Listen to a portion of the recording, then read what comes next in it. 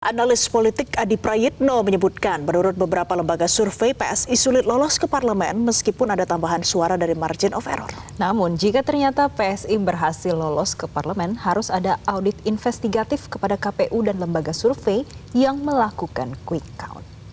Dari dulu kan semua lembaga-lembaga survei mengatakan bahwa PSI itu haram hukumnya dalam tanda kutip ya. Istimewa ulama para tukang survei itu mengatakan ya. Apa tuh?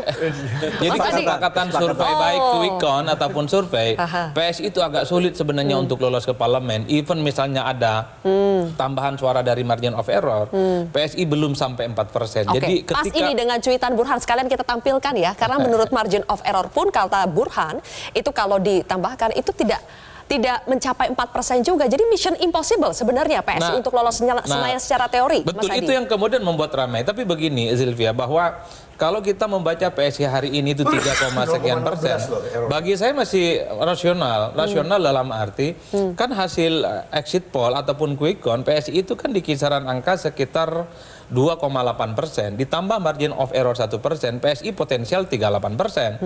Artinya kalau per hari ini itu PSI 3,2% masuk akal, masih di bawah 3,8%. Yang nggak masuk akal itu nanti kalau PSI sudah lewat dari 3,8%, apalagi lolos ke parlemen. Nah kalau lolos ke parlemen saya kira kuncinya dua, harus ada audit investigatif nih, baik kepada KPU ataupun lembaga survei yang melakukan quick count. Kenapa?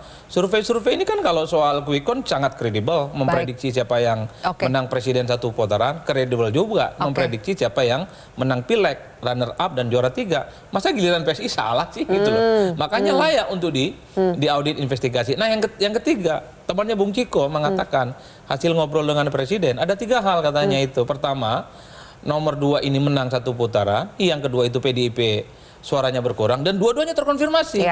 Yang nomor 1 yang belum terkonfirmasi PSI lolos ke parlemen. Kan ini yang membuat ramai.